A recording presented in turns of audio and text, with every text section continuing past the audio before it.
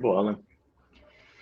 Então é isso aí. Então, Bruno, se apresenta aí e vamos começar. Eu vou parar meu compartilhamento aqui, você pode começar aí. Show. Aí, assim, quem tiver pergunta vai mandando ali no chat, aí eu e o Leslie vamos ficar aqui de mediador aqui para poder capturar as perguntas e te mandar aí para você não ter que ficar lendo. Aí, de vez em quando, a gente vai te interromper se precisar e tal. Beleza, me avisa que eu vou estar na aba de lista de apresentador, com coisa de anotação, que é aquele esquema. Show! Boa noite, pessoal. Beleza? Muito obrigado a todos que estão aqui. Meu nome é Bruno, como o Thiago já falou.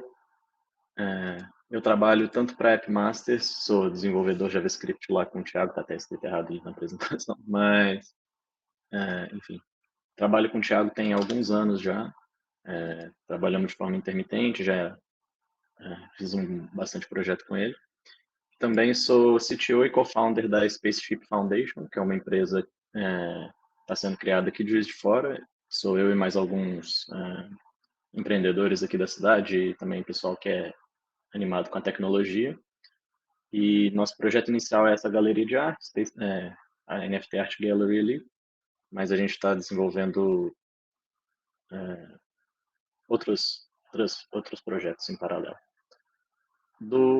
Da questão de JavaScript e NFT, minha experiência é de alguns anos. Eu trabalho com o Thiago, comecei trabalhando com o Thiago, deve ter uns 4, 5 anos já. Então, e a questão da Web3, de blockchain, comecei com esse projeto da Spaceship tem mais ou menos um ano. Meu plano para hoje é apresentar para vocês rapidamente uns conceitos tanto de blockchain, Ethereum, quanto de Web3, mas realmente de forma bem sucinta para a gente poder partir para o código, que é o que eu sinto que nessa área normalmente é o mais difícil de encontrar, que é uma porta de entrada boa para entender como é que é a estrutura de um contrato, como que escreve um contrato, como que publica, como que interage. Isso aí. Bom, então vamos lá. Sobre a rede Ethereum, ela é uma das maiores redes atualmente que a gente tem aí nas blockchains públicas. Vem logo atrás aí da rede da Bitcoin, mas com um propósito diferente. No que a Bitcoin se propôs a ser uma reserva de dinheiro digital, realmente uma coisa monetária com foco no financeiro, o Ethereum vem com a proposta de ser o computador do mundo, que é o termo que os fundadores usam. Seria um centro de processamento totalmente descentralizado, resistente à censura, que teoricamente teria um lifespan, uma duração, uma vida infinita. Enquanto alguém estiver rodando um dos nós da máquina, a gente poderia ter ainda essa rede viva e funcionando com um ecossistema completo. Então, sobre a rede, algumas características. Ela é peer-to-peer, os nós da rede, cada nó que é adicionado, cada servidor central contém a rede inteira, todos os dados.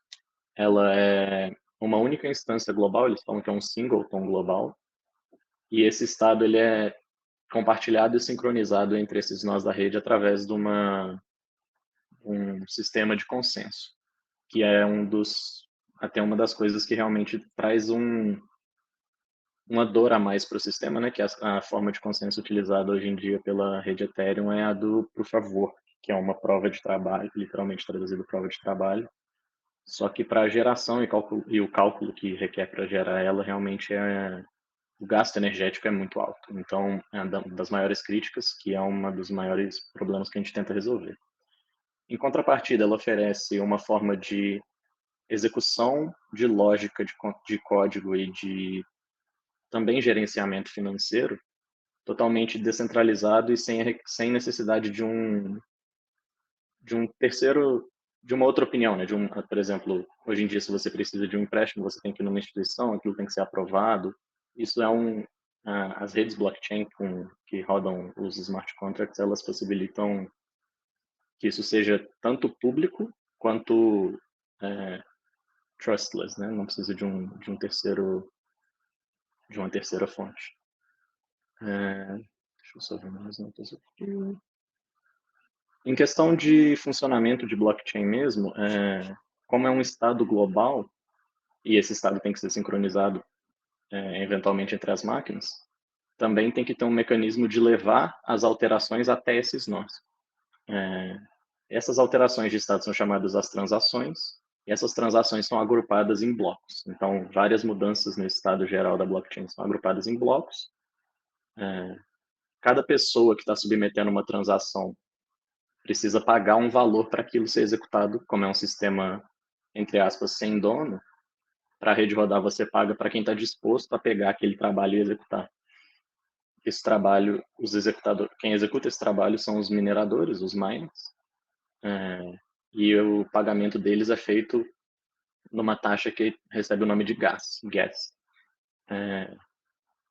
E isso basicamente você paga esse valor, ele é uma quantidade, tem um limite máximo de processamento, e você está falando, olha, eu estou disposto a pagar tanto para essa quantidade de processamento ser executada, faz aí para mim, e fica num sistema meio que de leilão, onde os mineradores podem escolher quem eles pegam.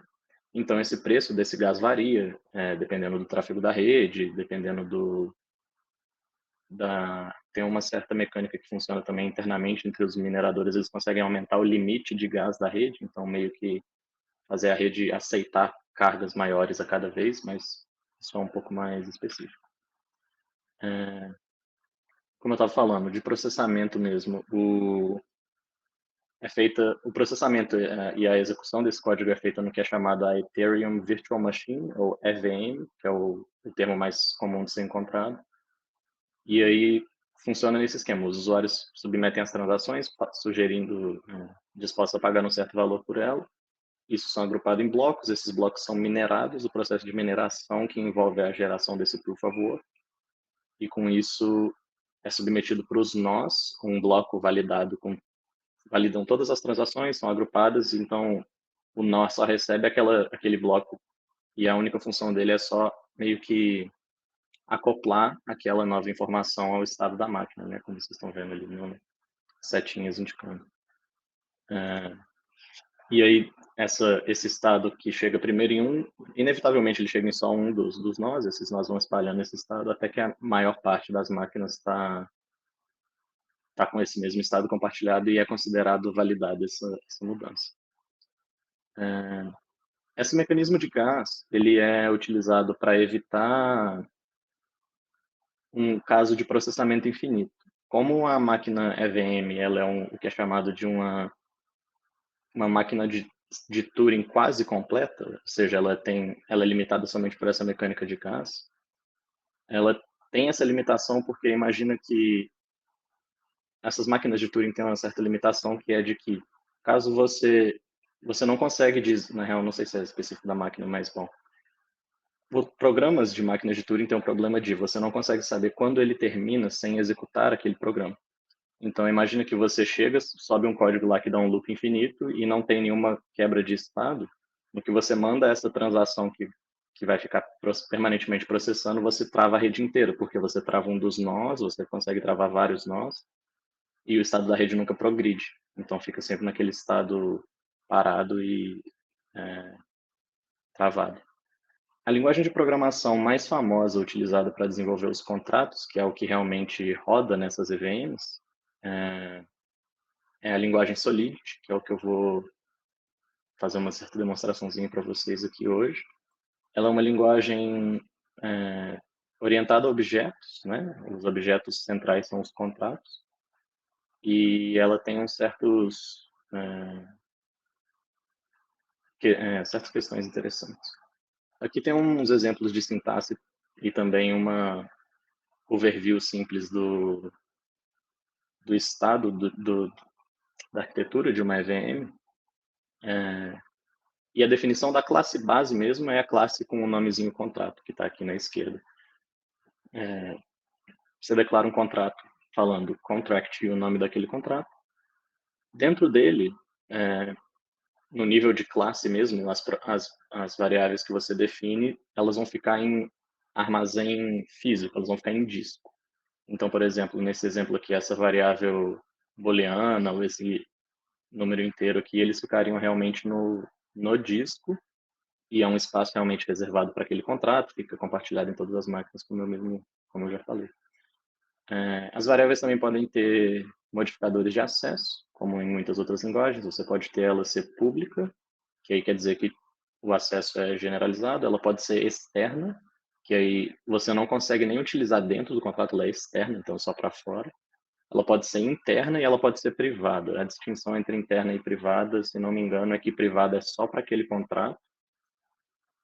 Eu não, agora não lembro ao certo, mas uma das duas é só para o contrato e a outra é para contrato tudo que estender aquele contrato. Existe herança também, né? Você poderia botar aqui, estender uma outra classe, um outro contrato que você já tem. E é assim que a gente vai fazer mais tarde, quando a gente for fazer a implementação do NFT, que a gente vai fazer hoje ainda. A gente vai estender o contrato que é o padrão daquele NFT. A linguagem é estaticamente tipada, então os tipos têm que vir declarados antes das variáveis aqui. Tem esse tipo mapping, que é basicamente um map de qualquer outra linguagem. Você tem um tipo de chave de index e um tipo de dado armazenado. Então, nesse caso aqui, eu botei aqui user greeting, eu poderia armazenar para cada endereço, que endereço, nesse caso, seria o endereço de uma carteira, de um contrato. Isso é um tipo interno do Solidity. E aí eu posso mapear para cada usuário um tipo de greeting, seria tipo uma apresentação, né? Então, no caso do Hello World, eu poderia ter um Hello World customizado para cada endereço, algo assim. Além do tipo address, que é bem interessante, a gente tem como fazer as funções serem pagáveis, né? Tem um modificador payable, que faz com que aquela função pode receber literalmente dinheiro, pode receber fundos. E aí você consegue verificar, por exemplo, se você quer fazer uma venda de alguma coisa, você pode, nas primeiras linhas ali da função, fazer um confere de qual que é aquele valor, se aquele valor é o tanto que você pode programar o valor para ser 1 Ethereum, 2, 3, enfim. E também tem uns outros modificadores para essas conversões de unidades, porque a unidade de Ethereum, um Ether, né, que é o nome na real, a moeda Ethereum é o nome da rede, a moeda mesmo se chama Ether. Ela é uma super unidade da moeda base que é o WEI, W-E-I, e é 10 a 18. Então, um Ether é 1 com 18 zeros atrás dessa unidade base. Então, dentro da própria linguagem tem uns ajustes ali. Bom, então, falando um pouco mais de como isso é aplicado na web agora, né? Como que tem sido o crescimento, como que vem surgindo a chamada Web3 e os dApps.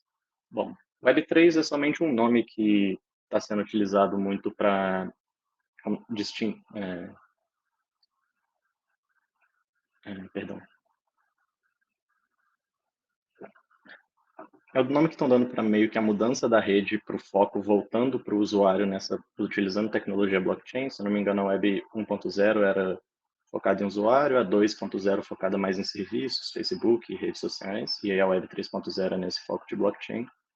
E os chamados dApps são realmente os aplicativos que utilizam contratos dentro da sua lógica e utilizam essa lógica de blockchain. dApp de Decentralized Application, aplicativo descentralizado. As maiores diferenças de uma aplicação normal, a principal e a mais imediatamente visível é a autenticação feita por carteiras. Você, com uma mesma carteira, com sua carteira pessoal, você consegue autenticar em diversos sites, fazer uso de todos os serviços. Com um clique de um botão, você entra com a sua carteira. Você já está conectado naquele ecossistema naturalmente, só por ter uma carteira. Né? A carteira em si, ela é um par de chaves criptográficas, uma chave privada e pública. A privada, vocês vão ver daqui a pouco que eu vou mostrar instalando a extensão. Ela é transformada em uma combinação de palavras para ser mais fácil de relembrar, mas ela é na verdade, só um valor numérico muito longo.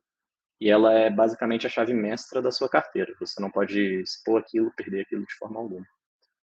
Esse lobinho aqui, esse MetaMask, é uma das extensões de navegador mais famosas para uso de carteira, e é que eu vou usar no nosso exemplo daqui a pouco.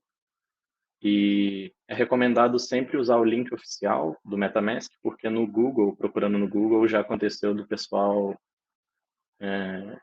pagar o Google Ads para ficar posicionado em cima do MetaMask com um link falso, mas muito semelhante, e aí o pessoal toma ataque de phishing, perde os fundos, perde os NFTs, perde tudo.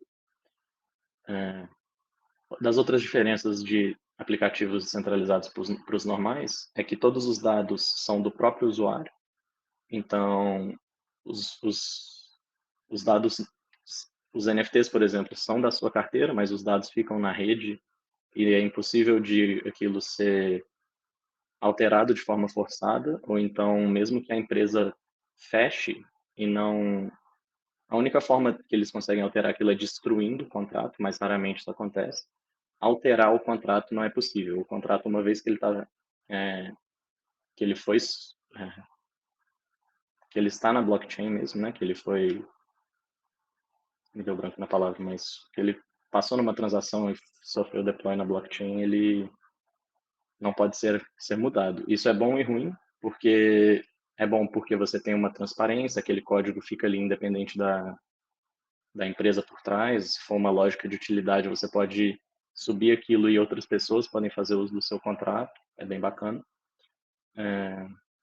Mas o problema é que, como é imutável, é muito difícil de fazer patch, né? Como é que você faz, como é que você arruma um bug se você não consegue fazer atualização no seu código? Então, tem alguns padrões que a gente não vai entrar nisso hoje, mas existem padrões de fazer contratos atualizáveis. Você faz por proxy, você aponta um endereço, faz umas modificações, mas não vem ao caso para hoje.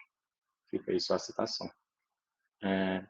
Que eu falei, a interoperabilidade de aplicações. É muito fácil interagir entre contratos. Então, como eu falei, eu posso subir uma função de utilidade que faz uma coisa muito específica, mas faz muito bem, que aí as outras pessoas só consomem aquilo direto sem ter que pagar chave de API, sem ter que fazer basicamente nada. Eles chamam a função no meu contrato direto. E por conta o código ser público, isso é por conta a gente tem o que são chamados exploradores de blocos, né, que é basicamente o que permite você ver o histórico da blockchain, navegar e ver as transações. E lá você consegue subir o seu código e é muito incentivado você fazer isso para a questão de transparência e de descentralização mesmo. Bom, agora no tópico da noite, os tokens, né? E aqui tem a fotinha dos NFT de macaco, o famoso NFT de macaco. O que é um token? O token ele é basicamente qualquer coisa que é atrelado a um endereço que ele pertence a alguém. Né? Você pode chamar de um token às vezes tanto uma moeda quanto um NFT, quanto algo que represente um direito de acesso. Você consegue, a partir do momento que o registro daquela posse existe na blockchain, isso habilita muitas interações diferentes. Você consegue, como eu falei, você consegue consumir aquilo, ver o histórico de transação, puxar os donos anteriores, fazer alguma dinâmica de recompensa baseado no histórico de transação daquilo. Tem várias dinâmicas que são utilizadas aqui, que é bem legal. O NFT em si, ele é o que é chamado de token não fungível, e no caso, fungibilidade é a característica de algo de ser trocado por um outro objeto semelhante sem perda nenhuma. Então, por exemplo, duas notas de R$ 20, elas são fungíveis porque elas podem ser trocadas entre si sem nenhuma perda de valor. Você gasta os R$ 20 em qualquer uma das duas notas, você gasta do mesmo jeito. Já uma casa, por exemplo, o que você compara, mesmo que a casa tenha o mesmo número de salas, de quarto, de tudo, o que você compara com uma outra casa, ela tem um valor diferente, vai depender da localidade, da material usado para construir, enfim, várias coisas. Um NFT, ele é um contrato que segue um certo padrão validado que é aceito nos marketplaces. O que a gente usa muito como padrão são os contratos ERC. ERC vem de Ethereum Request for Comments, né? Isso fica no GitHub, tem todas as issues lá, e aí os ERCs são aprimorados e discutidos. Mas são os ERCs 721 e 1155. São os dois padrões mais utilizados hoje em dia. E o NFT em si, ele é só um par de dois valores. Ele é um endereço, que é o endereço do dono, e ele é uma URI, ou seja, um endereço universal na rede. Essa URI pode ser um link para uma API, que aí você pode, daquela API, servir um metadado, pode ser um link para algo que está num armazenamento descentralizado, que é o que é mais incentivado, porque se você aponta para uma API, corre o risco daquela API cair, daquela empresa fechar e aquilo ficar indisponível. Então, é incentivado que você use alguma outra solução também descentralizada para colocar esse conteúdo da URI. Mas é basicamente um par, que é quem é o dono e de que ele é dono. Basicamente isso. Em questão de desenvolvimento, que eu conheço, a gente tem alguns recursos bacanas e o que eu vou usar hoje são o Hard Hat junto com o Remix para mostrar para vocês. Mas para rodar blockchain local, a gente tem o Hard Hat, que é um pacote de NPM que serve essa rede local e também é o que é um dos mais, se eu não me engano, o mais utilizado hoje em dia para fazer o projeto em si. Então ele te dá capacidade de teste, de migração, de automatização. É bem legal. É o que eu uso na Spaceship. O Ganache é uma outra opção que, pelo que eu já vi o pessoal falando, foi muito utilizado antigamente, mas hoje em dia o desenvolvimento parece que está meio parado, não parece que está tão bacana. E o Forge é um outro projeto interessante que está vindo na crescente aí, que ele não depende do JavaScript, ele é todo em Solidity, então ele é realmente agnóstico assim, de plataforma de desenvolvimento. Em questão de IDE, eu gosto muito de usar o VS Code, ele tem um plugin muito bom, mas o Remix é a oficial online que você consegue acessar bem sem nenhum mistério e ele tem um monte de suporte e ele permite a interação com a MetaMask, que é a parte mais legal, que aí você realmente tem que interagir com as transações manualmente. Quando se eu fazendo direto no Hard Hat, você não tem que fazer as confirmações e fazer o fluxo de um usuário. Com o Hard Hat você faz meio que por código aquilo e não fica muito claro. E eu acho que para exemplificação fica mais legal no Remix. Aí em questão de front-end, eu botei aqui JavaScript, Python, Swift, Java e Kotlin, mas é basicamente qualquer pacote que queira consegue implementar um front-end, né? A questão é só que para comunicar com o front-end, você tem que ter algo que faz a ponte entre seu código, utilizando sua chave privada e fala com o nó da rede, né? Usa um protocolo chamado JSON RPC para fazer isso, e aí ele consegue usar sua chave privada para fazer um monte de todas as transações, assinar a transação, fazer toda a lógica. E agora chego de falação, vou mostrar para vocês isso na prática. Mas primeiro deixa eu ver se tem alguma pergunta aqui que o pessoal está precisando. Não, por enquanto a pergunta não. Pode seguir o fluxo. Não.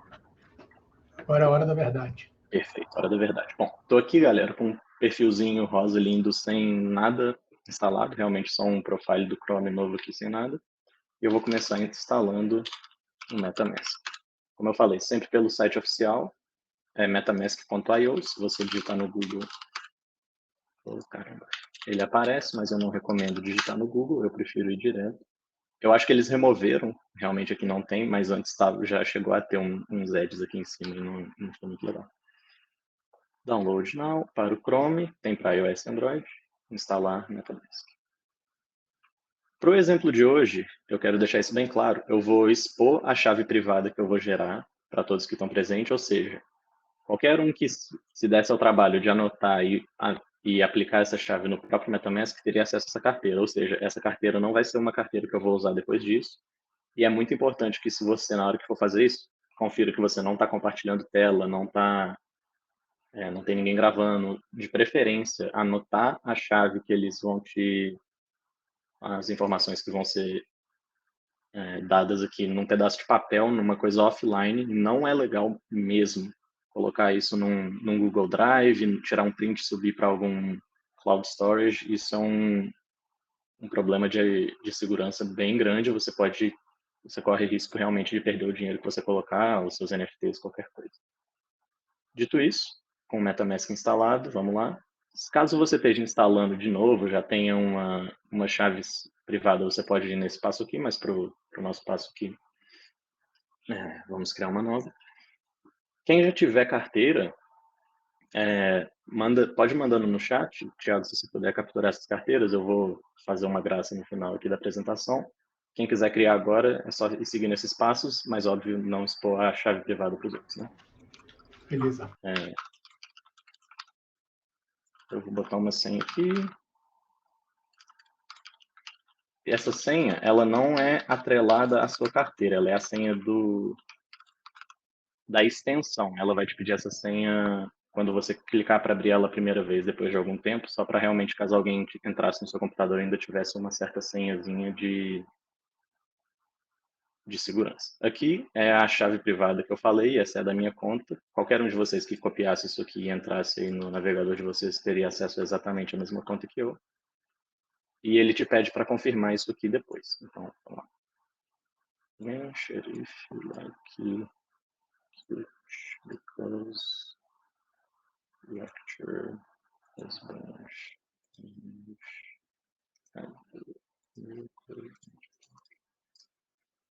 Pronto. Temos nossa carteira configurada.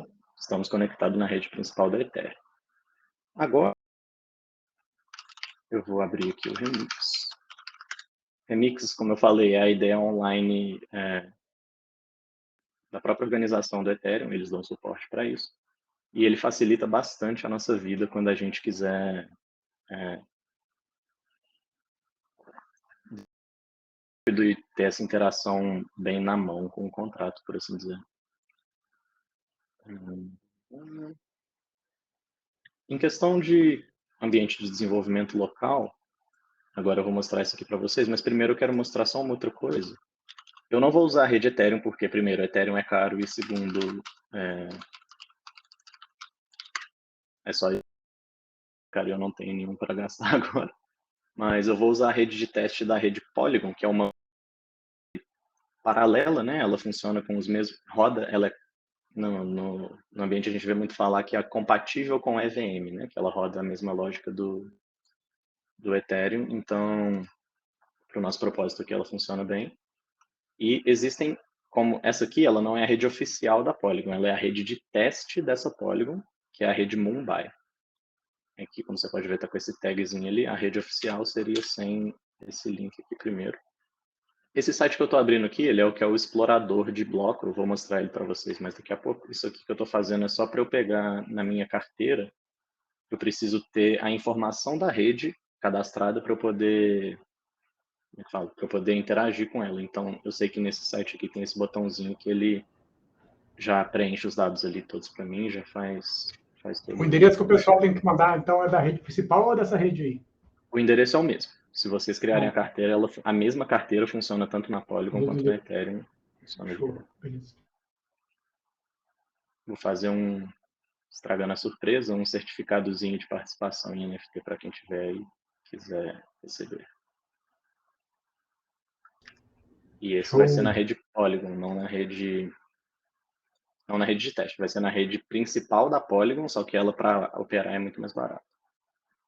Com a minha MetaMask está me dando problema aqui, eu não sei o que está acontecendo. Vou esperar um segundo aqui para ver se ele abre. Bem, às vezes dá uma travada mesmo. Mas aqui, agora a gente tem a rede de teste da Polygon e a rede principal. A gente vai na rede de teste. Nas redes de teste, não é só a Polygon que tem rede de teste. A rede Ethereum principal também tem as redes de teste. E em todas as redes, para você fazer qualquer transação, você precisa do token principal daquela rede. No caso da Polygon, o token é o Matic.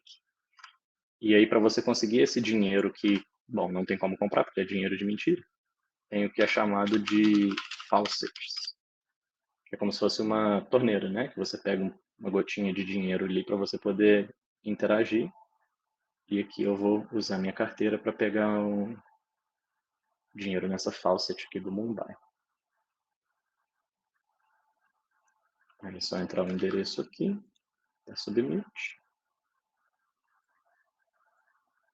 Se eu tiver na rede certa, a gente já vai ver esse saldo ali prontinho, me esperando. Lembrando, como a rede tem que processar a transação, esperar entrar em consenso, etc., demora alguns segundos realmente para isso refletir aqui. Tanto que meu saldo ainda está falando que é zero. Mas logo mais, quando eu abrir ele de novo, vocês vão ver que ele deixou de ser zero.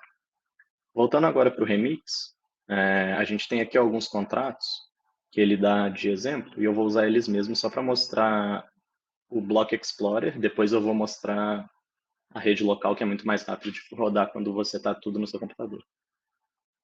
Aqui no Remix, a gente tem esses botões aqui do lado, que o primeiro ele fala o estado do compilador. O compilador de Solidity tem que rodar, tem que bem processar seu código, né, e gerar o código que roda na EVM. Para rodar automático, você aperta Ctrl+S. E aí fica aqui verde, quando ele conseguir compilar, fica ali legalzinho. Aqui, nesse botão de baixo, é o botão de deploy, tá escrito aqui em cima, e transações.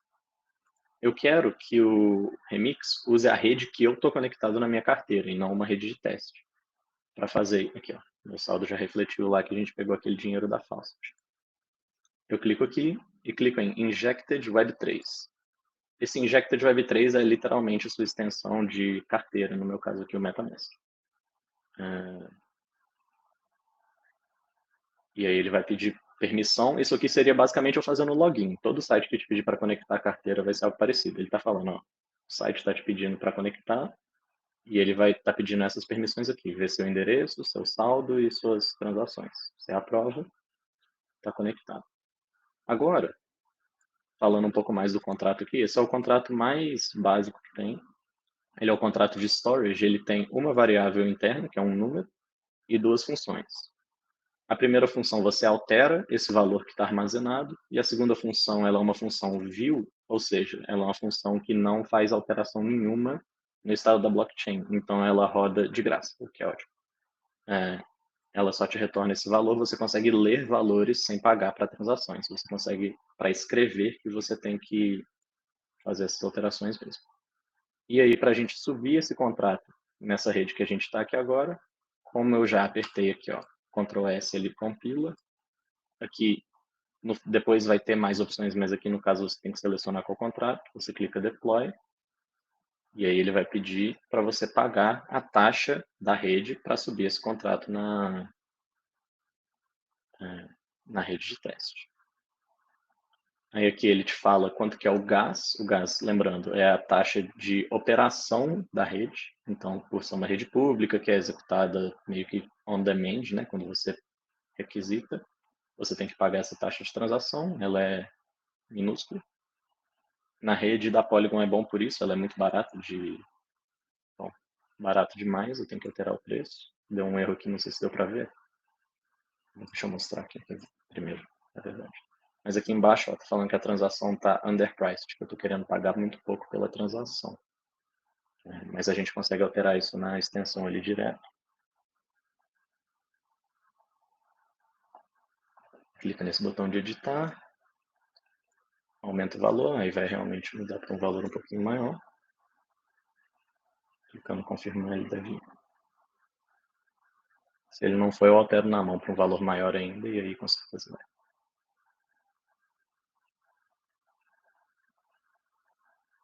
Ainda não foi. O legal é que aqui, na sua carteira, você tem os seus tokens e ele também te mostra as suas transações. Aqui eu consigo vir e mostrar que realmente essa transação falhou e ele te dá a razão, a mensagem, tudo bonitinho. Então vamos tentar mais uma vez, dessa vez colocando o valor na mão, porque pelo visto essa estimação de preço ela é feita por um endpoint, então às vezes ele fica meio desorientado mesmo. Aí tá vendo? Tô falando que a estimativa não está muito boa e tal. Aí eu vou vir aqui e colocar 2 zeros a mais. Que aí o preço sobe um pouco, mas aí com certeza ela passa. Ou não. Ou a rede está tirando conectado. Bom, isso é um excelente momento para eu mostrar como a gente roda isso localmente para não depender da rede dos outros para fazer desenvolvimento. Para começar, a gente precisa criar uma pasta, porque a gente vai ter que dar um npm init. Vai precisar ter o Node instalado. Eu uso Yarn, então começando, você só cria o package JSON, -y só dá ok em tudo. E aí a gente vai instalar o Hard Hat, que é o pacotezinho de desenvolvimento local. Ele instala decentemente rápido. Saco, isso aqui por que não tá indo, viu? Eu queria fazer essa transação aqui na rede de teste para mostrar para vocês o Block Explorer lá, que aí dá para ver realmente todas as informações da transação, tudo legal ali. Mas de vez em quando rola dele ficar assim travadão, assim não? Rola, às vezes a rede congestiona, às vezes a rede cai mesmo, né? Buga com uma certa frequência, não é incomum não. Então, isso rola mais porque a rede é a rede de teste mesmo, né? Sim. Rola bastante na rede de teste, mas também rola em outras redes. Rede de vez em quando. Deixa eu ver um negócio. Aqui tem as outras redes de teste, elas já vêm pré-registradas. E aqui a gente tem o nosso localhost que a gente vai usar daqui a pouco. Mas eu quero ver. Deixa eu pegar um.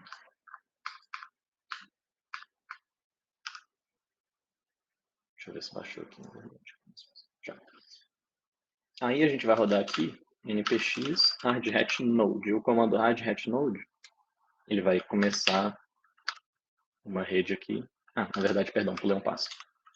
Quando você acabou de instalar o hardhat, você dá npx hardhat e ele vai te dar essa opção de qual template você quer usar. O template de avançado de TypeScript é excelente, recomendo usar para qualquer projeto. Ele gera os tipos a partir do seu contrato, dá um autocomplete muito bom. Mas para o nosso propósito aqui, que hoje é só rodar a rede mesmo, a gente só precisa da rede, vou usar a config vazio. E aí sim, eu dou o nosso hardhat. Esquece aquilo lá. No que isso aqui começar a rodar, como vocês podem ver aqui, ó, ele cospe para a gente um monte de carteira já com saldo na nossa própria rede, essa rede agora rodando no meu computador. Eu posso vir aqui e adicionar essa rede na minha lista de redes manualmente e acessar ela direto da minha carteira, e aí é bem legal. Você vem aqui em propriedades, network, adicionar network. Essa aqui é a extensão, eu fiz a favor. Hardhat local. Isso aqui é qualquer nome. RPC vai ser o link local. E aqui, se você quiser ser preguiçoso, que nem eu, você copia aqui. O chain ID da rede é 31337, da rede do hardhat.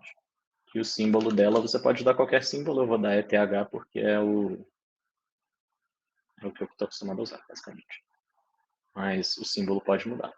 E aí, como vocês podem ver, eu estou com a minha carteira na rede local agora. Só que eu quero usar uma dessas carteiras de teste. Então eu pego essa chave privada, qualquer uma delas, das milhões que tem ali, acho que são 20.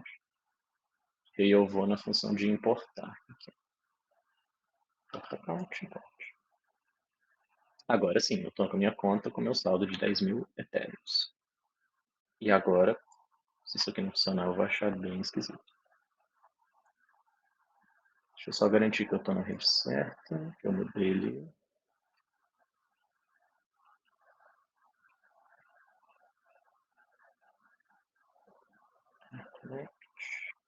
Hardhat local, 10.000, show. Agora, no que eu tentar subir essa transação, ela deve passar de primeiro.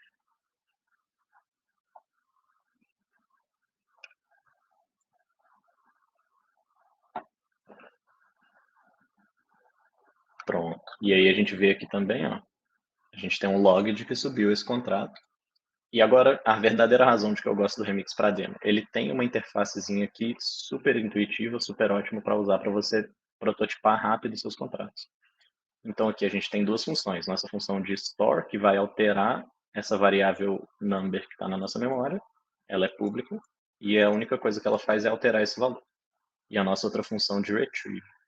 Se eu der retrieve aqui, vocês vão ver que ele não pediu para confirmar no MetaMask. Isso é porque isso é uma função view. Como eu falei, funções de view não cobra gas, ela só lê. Agora, se eu quiser modificar esse valor aqui para 11, aí como eu quero escrever no estado da blockchain, eu tenho que pagar para essa mudança de estado ser gerada, validada, processada.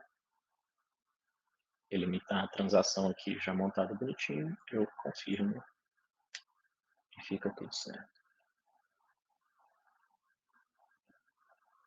Transação confirmada, eu consigo vir aqui no Retrieve e ver que meu valor mudou para 11, porque realmente é o valor que eu passei aqui. Então funcionou perfeito.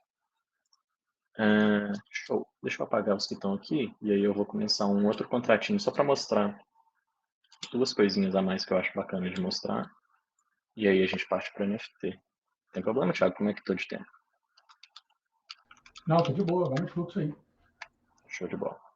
Arquivo Solidity, eu vou deixar o compilador reclamar ali, porque eu não lembro como que escreve de cabeça, mas ele sempre tem uma diretriz de pragma que ele especifica qual versão do Solidity você vai usar. E aí ele usa a restrição de versionamento semântico aqui em cima. Eu vou botar que eu quero qualquer versão acima da 0.8. Como o Solidity ainda não tem a 1.0, a versão média aqui, não lembro o nome certo, mas ela é considerada breaking change quando muda esse valor. Então isso que tem que ficar de olho. E agora eu vou fazer o contrato que funciona igual aquele faucet que a gente usou na rede de teste. Eu vou fazer aqui meus contratinhos de faucet, porque eu quero mostrar as funções que podem receber dinheiro. É bem bacana. Mas eu também não quero que nessa faucet o nosso usuário consiga sacar mais de uma vez por dia. Então eu vou ter aqui um mapping. Eu vou marcar para cada usuário quando foi a última vez que ele sacou. E primeiro eu só tenho que conferir qual é o tipo do time.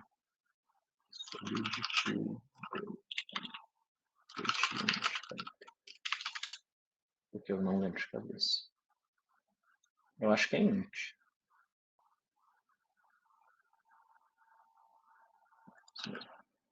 Então aqui eu tenho um mapeamento que ele vai manter um endereço. E para cada endereço ele vai dar um int. E aqui vai ser last withdraw.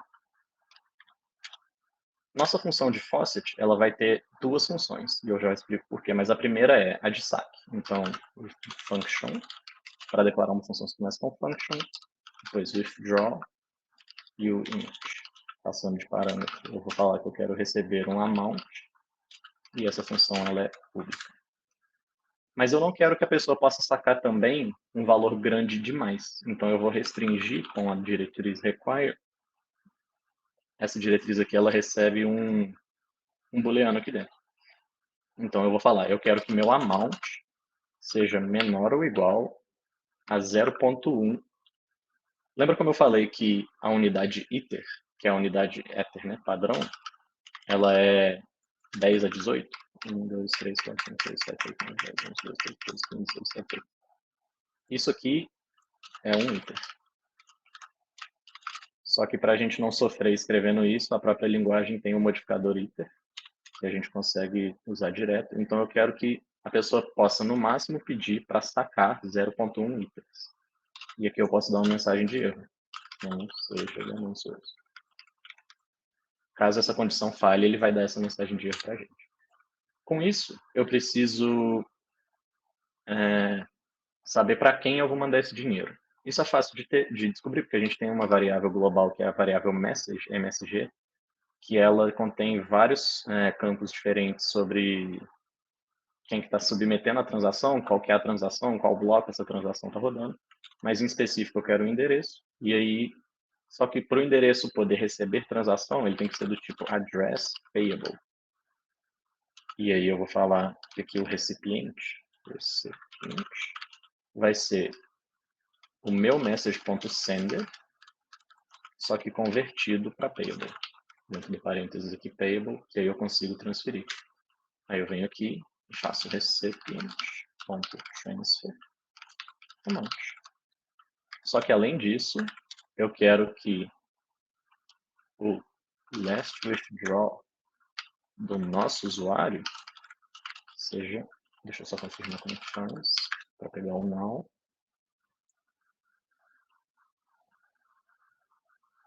Acho que é só now mesmo, assim. Dei Ctrl S, ele falhou aqui, block.timestamp, então já me deu o erro ali no... Vou mostrar muito rápido. Ah, sim. Aqui ele está me dando a mensagem que eu falei que eu ia esperar ele me dar, mas aqui todos os compiladores sugerem que você coloque no início do contrato um identificador de tipo de licença. Isso aí, no caso, seria uma licença open source ou uma licença de uso, enfim, uma licença de algum tipo de uso. Então, eu estou botando a licença do MIT aqui, que é a mais pública. Só que isso aqui ainda está faltando, nossa função de withdraw ainda está faltando um pedaço de lógica, que é que eu quero que vai ser requerido que o last withdraw, ou seja, a última vez que a pessoa sacou, seja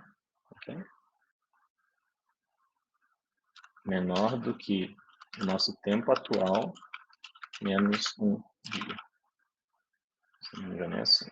Solidity breaking points.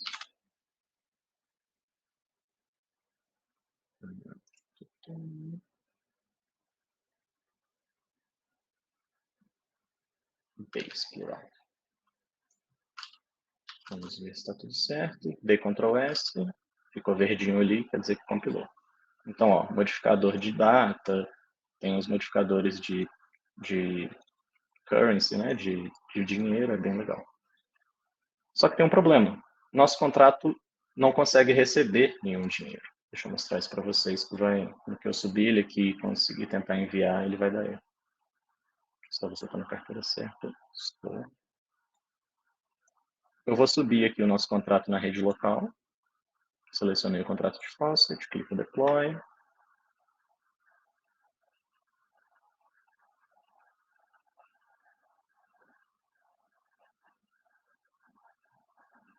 Confirmar.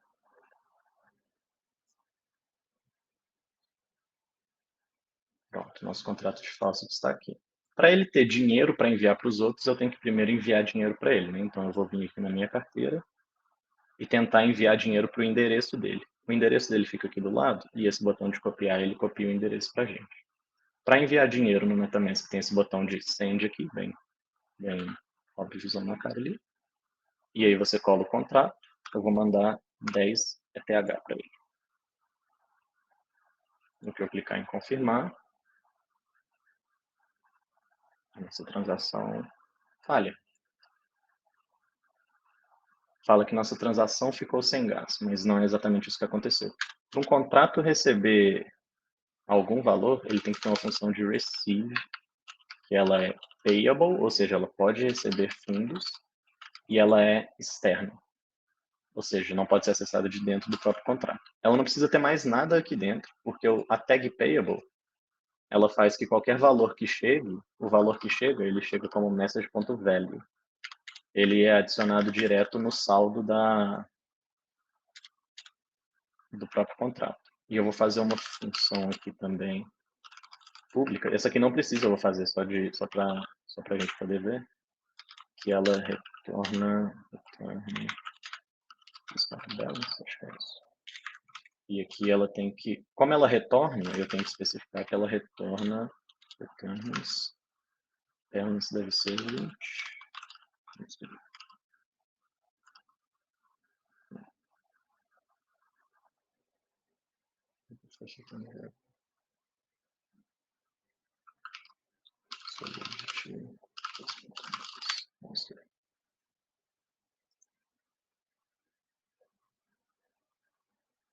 O que ele mandou certo?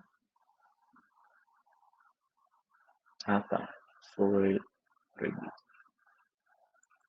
Então a gente faz. Primeiro a gente converte a variável this, que é a variável que faz a referência para o próprio contrato, para um tipo de endereço, e aí a gente pede o balance dela. A sugestão que deu aqui, passei meio rápido, mas é falando que a visibilidade pode ser view, como ela não muda nada no blockchain. E agora a gente consegue transferir fundos para o nosso contratinho.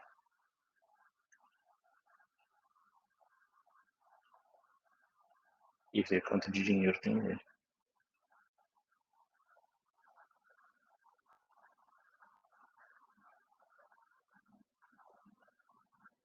Subimos nosso contrato, venho aqui. Aí, agora é a hora, hein? Sim. Aqui, envio 10 Ethereums.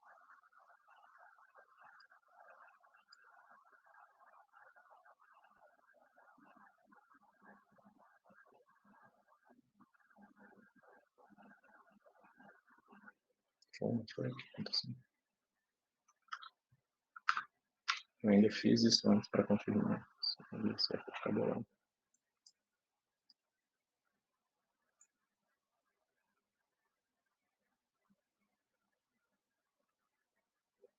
Bom, se isso não der certo, eu já mostro rapidinho como que a gente faz o NFT, que é só puxar um contrato, que é bem facinho de fazer, não tem nenhum mistério. Meu filho.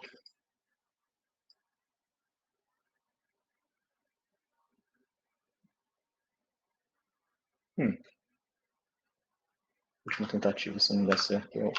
Bruno, o Washington perguntou o seguinte, ele falou que está dando uma viajada, assim, né, mas ele conseguiria, por exemplo, mandar o dinheiro de um PayPal para uma carteira. Então, a resposta simples é não. A não ser que eu não sei como está o PayPal hoje em dia, mas se ele não tiver suporte para... Você não consegue mandar dinheiro fiat, né, que é dinheiro fiduciário, dinheiro normal, e aquilo ser transformado em cripto automático. Sempre tem que ter algo no meio que faz essa ponte, porque são dois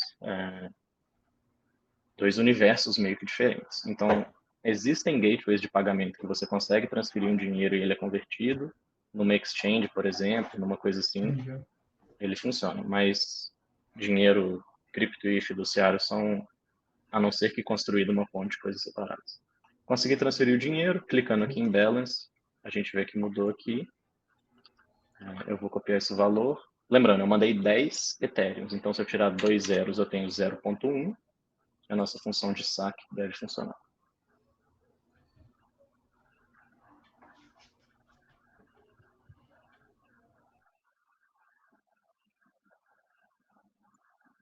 Confirmo aqui mais uma vez.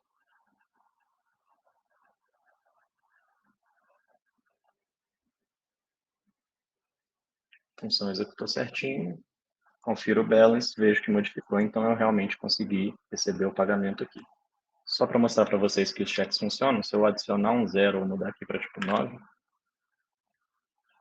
a própria ideia vai me falar o aviso, mas eu vou enviar a transação assim mesmo. A ideia estava avisando, olha, isso aqui vai falhar, porque como ela tem o código, ela consegue ver que aquele require ele não vai passar.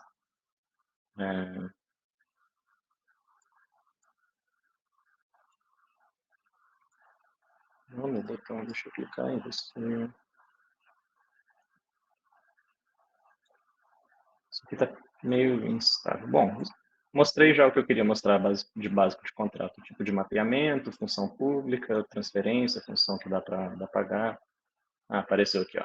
Tentou executar e falhou com a mensagem não seja ganancioso. Ou seja, nosso chequezinho de quantidade aqui funcionou. Agora, mudando o assunto para NFT, finalmente, como contratos têm muito potencial de ter falha de segurança, a gente tem organizações que têm contratos já validados com o código todo implementado para a gente. A mais famosa é essa Open Zeppelin aqui, e eles têm esse negócio aqui simplesmente fantástico, maravilhoso, que é um wizard que te dá os contratos prontos para você copiar, colar e ele funciona perfeitamente. Aqui a gente está vendo 3 padrões. ERC20 é sua moeda. Se você quisesse criar uma moeda e copiar aqui esse código, você criaria a sua moeda, poderia mintar uma certa quantidade dela. Aqui tem o nosso contrato de NFT de unidade uma só, né? O não fungível. Esse ERC155, ele meio que mistura, ele tem suporte tanto para o 20 quanto para o 721 internamente. E o 721, rapidamente, só para ver se vocês verem como que ele funciona. Deixa eu ver se eu vou conseguir fazer isso na rede de teste. Eu vou correr um pouquinho só porque eu estou ficando sem tempo, pessoal, mas esse IPFS, ele é basicamente a solução que eu tinha citado mais cedo, que o pessoal recomenda a gente de usar um armazenamento descentralizado para também manter os dados. Eu já tenho, para esse NFT ser compatível com os marketplaces, por exemplo, o MetaMask, o OpenSea, eles têm esse padrão aqui de metadados, que aí você pode passar um certo campos, uma imagem e tal. E aqui eu vou só subir uma imagem aqui. Ótimo, isso aqui está até em base 64. Não sei se vai funcionar na verdade.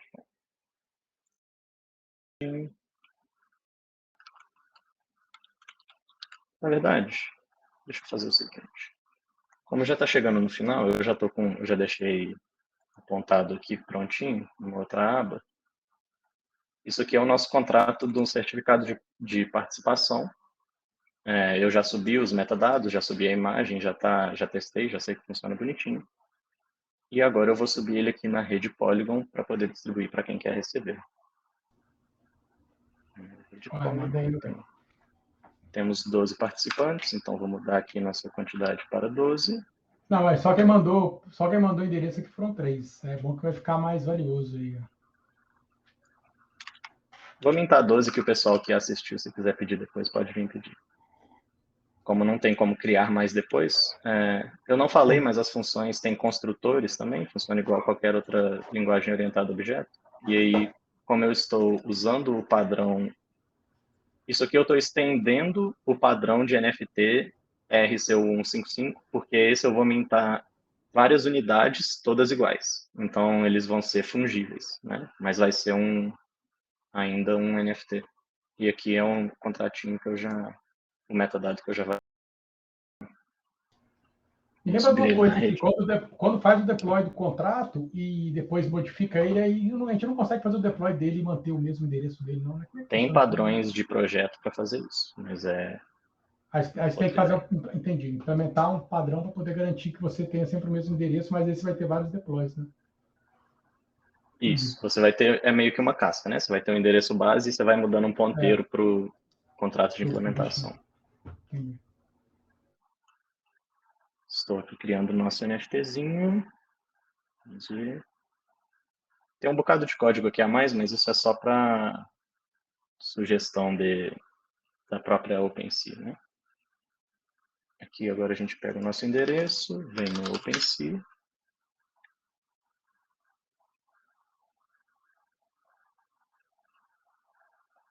Eu vou, se não for problema, Thiago, voltar só um pouquinho, só para explicar um pouquinho melhor do NFT, porque eu fiquei muito no Solidity, não falei do De NFT, boa, só não uns tem 5 minutinhos. pressa não, vai na boa aí. Porque o nome do negócio é falando de NFT e acabou que eu fiquei meio focando mais no Solidity. Em carteira. Que eu quero listar no meu contrato. Isso aqui seria o processo que vocês poderiam fazer até em rede de teste. Tem um botão aqui, caso vocês queiram testar os próprios NFTs. Vocês podem subir, por exemplo, na Mumbai, que eu mostrei mais cedo, que é a rede de teste gratuita. Mas no meu caso eu subi aqui na Polygon. Coloquei o nosso endereço. Não consigo encontrar. Muito bom. Como não? Vamos ver se eu... Até o próprio sistema aqui, às vezes, tem engasga um pouquinho. Mas ele deveria aparecer aqui. Estou na rede certa. Só falta eu estar na rede errada. Vai ser engraçado. Não é impossível, não. Não, rede principal. Isso é uma ótima oportunidade para mostrar para vocês o Block Explorer. A gente tem os nome da rede Scan, né? Etherscan, Polygon Scan, Mumbai Scan, que são os exploradores de bloco, né? Eles deixam você ver todo formatadinho a transação e parece que, como ele está carregando infinito aqui, que a rede está meio sobrecarregada, para mostrar que realmente isso acontece. Mas se carregar, vai dar para a gente ver, por exemplo, quem que mandou a transação, que no caso vai ser meu endereço, o que foi executado nessa transação, vai mostrar que foi uma criação de contrato, mostra uns dados aqui bem bonitinhos. Se isso aqui não funcionar, deixa eu abrir eu subi na rede de teste mais cedo. Vamos ver se eu consigo mostrar para vocês os certificados.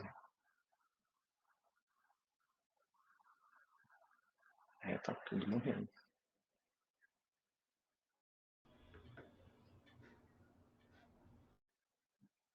Lá, show. Aqui, ó.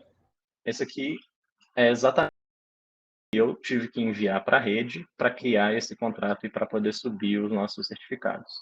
Então, ele está falando que eu mintei. Aqui não tem nome, porque o contrato que eu fiz foi muito básico, não coloquei um nome, é muito simples de colocar, mas eu não fiz correndo. E aí está falando que eu mintei 12 certificados de ID 0. Falando aqui que eu paguei 14 centavos nessa transação. Então, olha só, isso em rede principal, isso é realmente a rede da Polygon principal, que é onde as coisas realmente têm valor e etc. Pagando 14 centavos de dólar nessa transação para criar um contrato e já executar a mintagem. Então, realmente, essa é uma rede muito barata, muito boa de usar.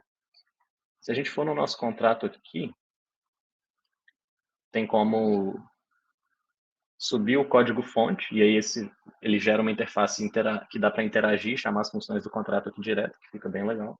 E ele até fala o nosso padrão de token aqui. Mas só para falar um pouquinho mais dos contratos, deixa eu voltar lá no OpenZeppelin, só para mostrar aqui para vocês o Wizard.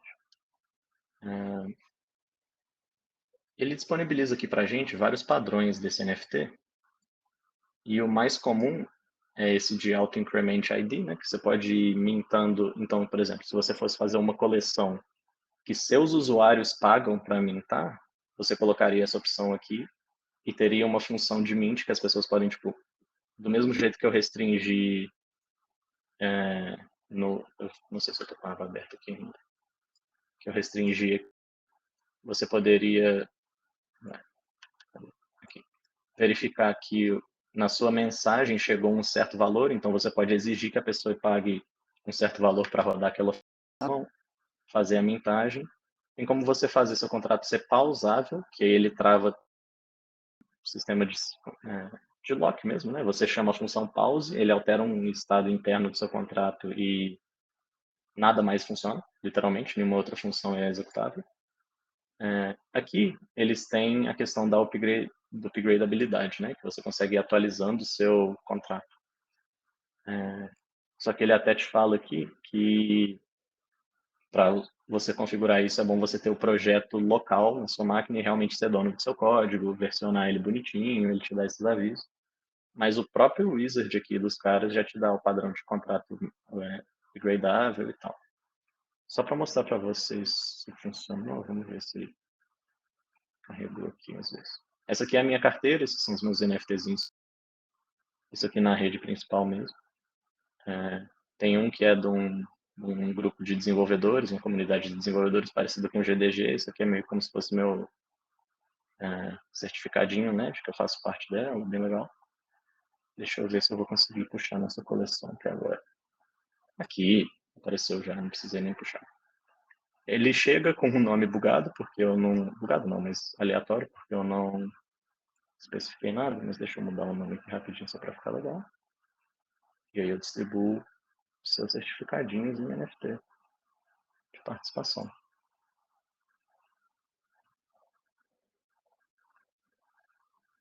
Me manda a foto do GDG, Thiago, para eu colocar aqui.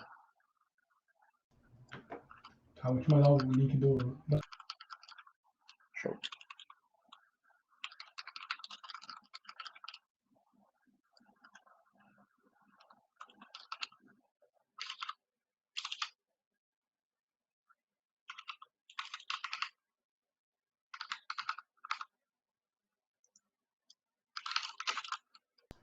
Escolhi o link no chat aqui do evento.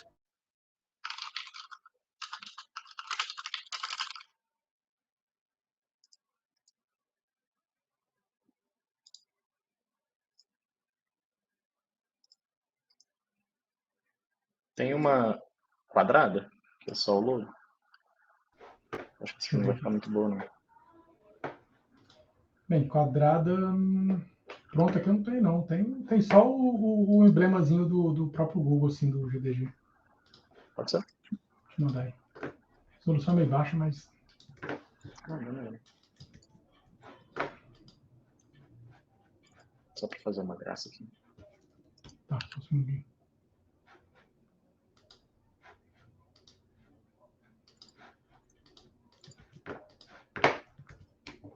Já mandei.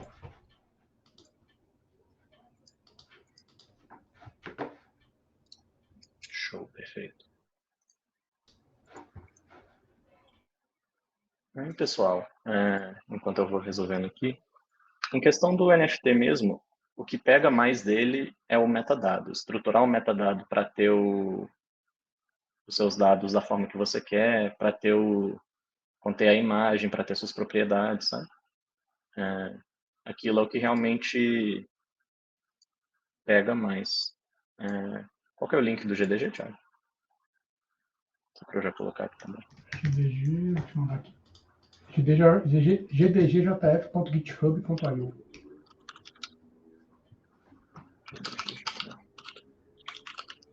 Então, o que pega mais mesmo é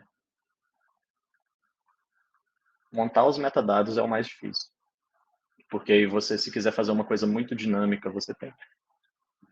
Perdão, gente, meu refluxo é horrível. Você tem que planejar isso com uma certa antecedência, você tem que ou gerar isso ou fazer por uma API que seja dinâmico. Então, tem um certo processo ali de adaptação. Mandando um aqui para o Thiago. Vamos ver se um esqueminha que eu fiz aqui vai funcionar. Eu segui um exemplo da própria documentação do OpenSea, que ele fala que dá para fazer transação sem gás. Você escreve um certo código de uma forma que eles pagam o gás. Aí fica bem legal. Bom, pelo visto não deu. Mas não é problema. Editando.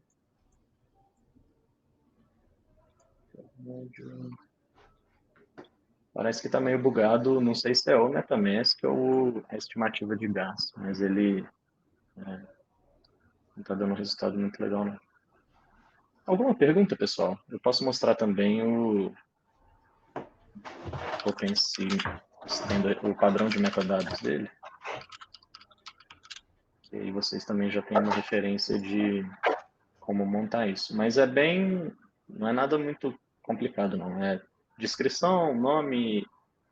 Aqui a sua imagem seria o link para a imagem, né?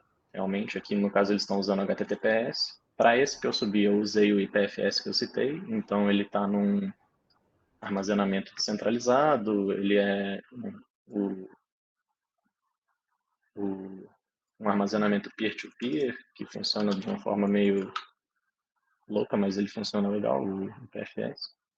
Dá até para mostrar aqui, eu uso um serviço que chama Pinata, que ele sobe e mantém o arquivo meio que de forma permanente. Deixa eu já transferir mais outro. Esse para o Leslie.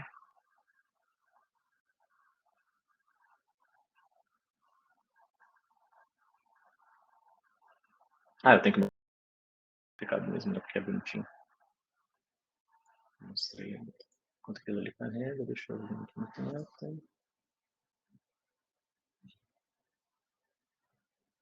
De coisa. Aí nos padrões de NFT,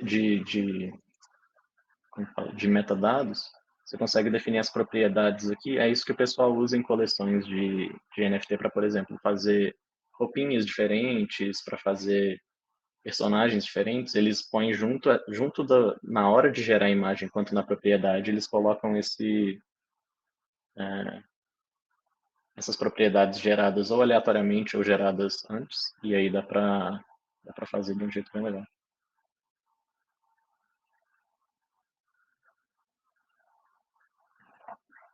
Desculpa aí estender um pouquinho, pessoal, mas aqui o finalzinho não tem nada muito de interessante mesmo. Estou transferindo aqui, enviando para o pessoal que quiser o certificado. Caso alguém tenha assistido a palestra aqui, tenha criado interesse, se resolver ainda depois criar a carteira e quiser esse NFT, entre em contato com o Thiago, entre em contato comigo. Vai estar no YouTube, a pessoa comenta lá no vídeo, bota o endereço lá e a gente manda. Vou tirar um print aqui da lista de quem estava aqui, só para ninguém... Vão ser só 12 pessoas. Pilantriar isso depois. Espero que tenha sido bacana aí para quem participou. Espero que vocês tenham gostado. Da minha parte é isso. Show, brother. É isso aí. O pessoal tá meio tímido aí, porque assunto novo, a galera fica mais assim, observando. Aí a estratégia sempre é assim. A gente, quando tem algum tópico que é mais novo, assim, o nosso plano é a gente traz o evento bem aberto, assim, sem aprofundar tanto, então a gente fala mais por alto, fala de algumas coisas, tal, ver o nível de interesse da galera. Depois do evento tem sempre um feedback que o pessoal preenche e tal, e a gente avalia assim, se o tanto que o pessoal está interessado, né? E a partir daí que a gente começa a ver assim, o interesse da galera de ter outros eventos, né, no assunto. Uhum. Mas o que eu vou fazer agora é isso, assim, a gente está também para mandar um formulário para os participantes, perguntando que tipo de evento que eles querem, se eles preferem presencial ou online, porque com a liberação dos eventos presenciais, algumas pessoas estão preferindo que volte logo Entendi. presencial, entendeu? O pessoal cansou de ficar em casa e não está mais dando muita conta, assim, de ficar só em casa também, né? Aí talvez o próximo encontro nesse assunto vai ser presencial, e vamos ver qual vai ser, assim, eu falo Beleza. contigo. Mas, brother, te agradecer então aí pelo seu tempo aí, pela disposição de sempre. O conteúdo foi bom, aprendi coisas novas aqui, algumas coisas eu lembrei do que eu tinha feito. E o conteúdo foi bom. Deixa eu ver, tem algumas perguntas aqui. O Marcos perguntou o seguinte: quais e como pode ser usado para o registro de data ou outros dados ao contrato? Como registrar uma data, né? Ou outros dados. Um contrato que receba o input de dados, né? Você pode explicar um pouquinho melhor, Marcos? Não sei se eu entendi. O dado que fica armazenado, voltando um pouquinho no que eu falei mais cedo, o NFT em si, ele é só um par. Ele fala quem é o dono e do quê. Essa URL que você aponta pode literalmente ser qualquer coisa. Então, se você quiser usar um serviço, ser uma API que ela mesma te retorna uma imagem ou um JSON, alguma coisa, você consegue configurar isso lá no contrato. Se você quiser fazer uma coisa mais dinâmica, que a pessoa pode enviar um dado e aí aquilo é processado e criado na blockchain, também tem como fazer. É bem tranquilo, dá para usar qualquer tipo de dado, dá para usar JSON, XML, o que for. Realmente ele só aponta para algo, uma URI. Dá até para ser uma data URI, né? Aqueles esquemas tipo uma imagem já em formato de string, ou o próprio JSON em formato de data URI, ali você consegue mandar direto no contrato também. Não tem muita limitação quanto a isso, não. E o contrato ele pode receber os dados e validar o que está recebendo e recusar aqueles dados, né?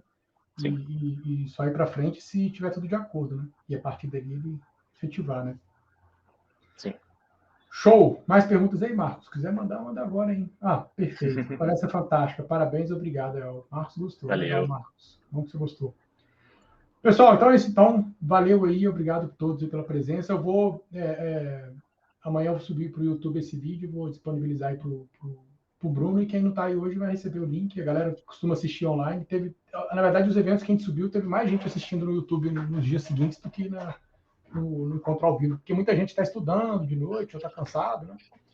E pelo YouTube, o cara às vezes está trabalhando, está fazendo alguma outra coisa, dá play ali e vai escutando. Com certeza. Então, valeu, moçada. Obrigadão aí, Bruno. Mais uma vez. Tamo junto. Prazer. Valeu.